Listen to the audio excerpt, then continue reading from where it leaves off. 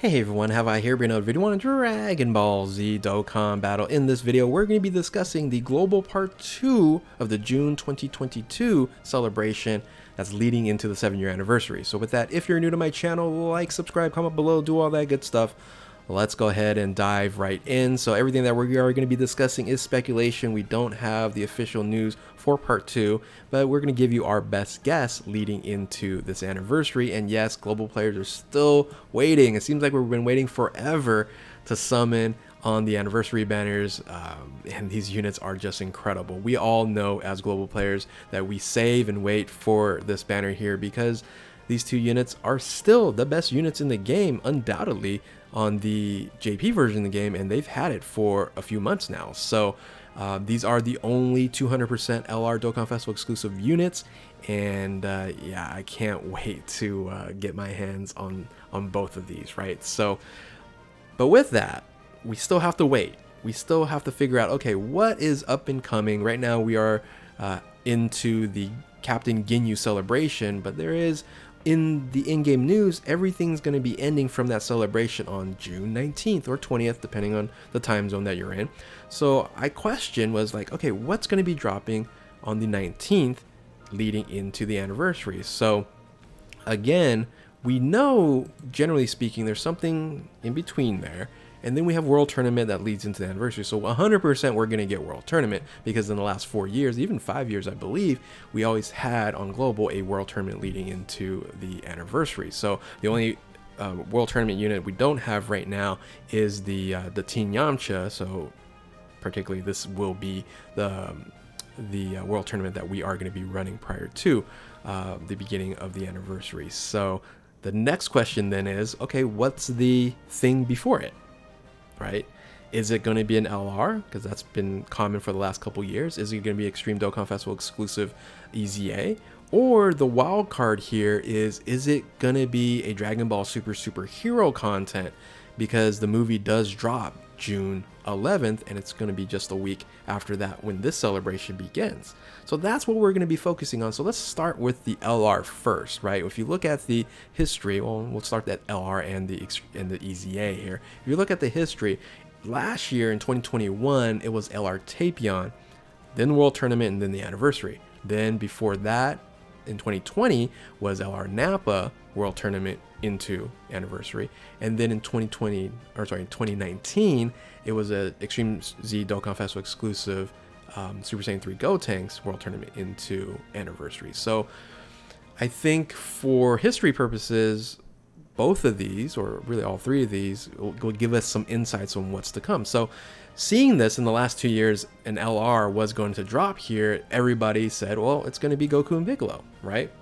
No doubt about it. It's been the last 2 years. This has been the timeline here, and I could say, yeah, this most likely could be the case, that this is going to be the unit before the World Tournament that leads into the anniversary. I keep on saying that. I should stop saying that. But LR Goku and Piccolo is a unit, though, that's tied together with Dokkan Festival exclusive Raditz. That's more so than these other units within the history here that we just discussed. So for example, Videl dropped on JP. Videl was linked to the Tapion, right? So they could have moved LR Tapion really wherever they wanted, and it didn't really matter because it did not link up with the Majin Buu Saga Videl, right? On top of that as well, JP, when LR Nappa came out in their part 2 celebration, it was connected to Super Saiyan Blue Kaioken, which was a global first unit that then ended up actually, providing this LR here. So again, they could have moved this LR Nappa anywhere they wanted to, due to the fact that it wasn't well connected with the Dokkan Festival exclusive that it came along with.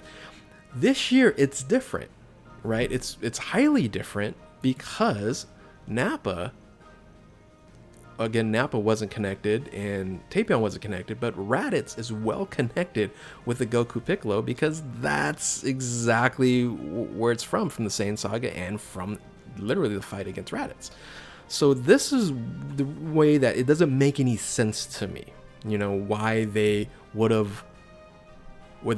actually provide this unit as the next LR, because if they were going to do this, it would make more sense for them to drop LR or sorry, not LR, but Dokkan Festival exclusive Raditz as the current Dokkan Festival exclusive units besides, or rather than the Captain Ginyu that we have right now. Because if they're like, oh, okay, we're going to do LR Goku and Piccolo, well, we'll do Raditz and then Goku Piccolo and then Anniversary, and then we'll put in Captain Ginyu later on. That makes 1000% sense. Doing the Captain Ginyu, Piccolo, and then Raditz later on doesn't make any sense to me, right? So for me, I'm just kind of thinking out loud here going, okay, if they were going to do this, again, global is weird that way. Sometimes it doesn't make sense. I'm thinking maybe they do something different, right? That's why I have this question, because if there, wasn't maybe this movie coming out, I'd say, yeah, this is probably what it's going to be. So again, let's look at another option, and that is the Extreme Z Dokkan Festival exclusive AGL Turles. Now this to me makes more sense to celebrate along with Captain Ginyu, because this is Space Traveling Warriors, Terrifying Conquerors type of unit, which Ginyu Force actually leads, right? So, or Captain Ginyu actually leads. So this makes a lot more sense for it to be in part 2 and then just leads in Anniversary, and then we have this banner here, and then maybe a crappy top legendary summoning banner, or just a crappy LR banner, like a rehashed one leading into it, and I'd be like, okay, that makes a lot of sense there. And given the fact that this was the 2019 version, they've done this before, right? They've had a unit and then right afterwards an EZA, and then goes into the Anniversary. So this can be a very, very viable substitution for that LR, right? The question is, do they really want you to spend Dragon Stones before the Anniversary? Yes, they do. So they have to make it something, more hyped for you to actually use those Dragon Stones. And of course, Turles isn't going to be hype enough on there. However, Goku and Piccolo would be for you to use some Dragon Stones before the Anniversary. Then you have to, buy some more for the, top tier LRs that you're able to get in the Anniversary. So again, I go Turles. That might not be an option. That might not be strong enough for you to use Dragon Stones there. So the other option is the wild card, is the uniqueness of the time frame that it's arriving, and that is Dragon Ball Super Hero. This probably banner or character that we probably would have gotten for this movie here should have came out in April. And for those individuals out there, we kind of know, okay, April, that's when they threw out like a Raditz and some of these other units that it felt unfinished. A lot of people say, oh, I think they rushed this or something like that, because I think they have some or a lot of these units ready to go as a full celebration for Superhero. Now, again, June 11th is the JP release date. However, if you look at the Japanese ending of their portion of the celebration, what's going on right now in Resurrection F, which kind of is it's a it was a movie as well, right? That's going to lead into this. Makes a lot of sense. That's only like a day after this celebration when it's supposed to start as well. So it could line up. It could be a worldwide celebration for, Dragon Ball Superhero. And it makes the most sense, right? It makes the most sense for Gamma 1, Gamma 2. It wouldn't be like a huge celebration, but it could be like a LR non-banner Gamma 1, Gamma 2. I can see that happening. They can make it a blue coin, right? Summoning, guaranteed featured with Gamma 1, Gamma 2, with possibly like a pan on there, or even some non-Dokkan Festival exclusives, Ultimate Gohan, or just base form Gohan and base form Piccolo, and then they do a Ultimate Gohan LR or something like that later on.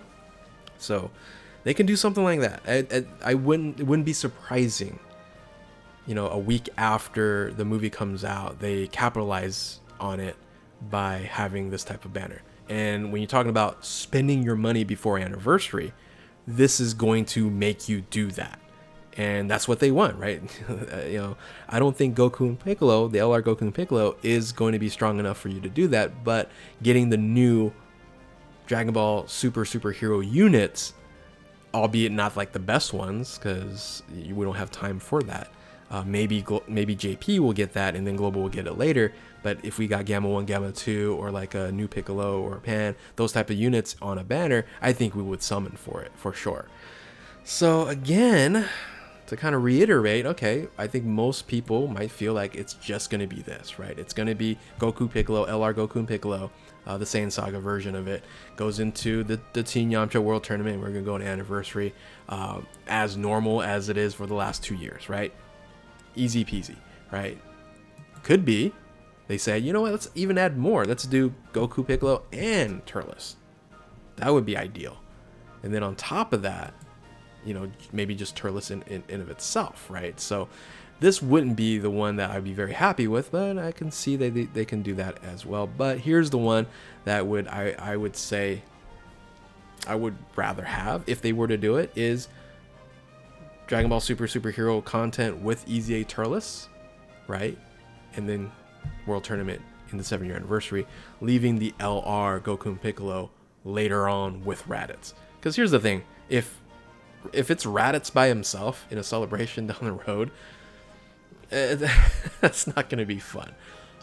And we'll do another video about, you know, are they going to change Raditz for Global? Because that would be awesome, and JP players would be really, really mad about that. So anyway, tell me what you guys think. Right? I think I did a little Twitter poll already, and a lot of you think it's superhero content, but also a lot of you are just saying it's just going to be, you know, Goku Piccolo, and it's going to be easy peasy there, right? So again, let me know in the comment section below what you think is going to be coming out for part 2. Is it going to be the LR? Is it going to be LR EZA? Is it going to be superhero content? Let me know again. But with that, if you're new to my channel, like, subscribe, do all that good stuff. Thank you all for watching. Keep on Dokkaning. We'll catch you next time. Later.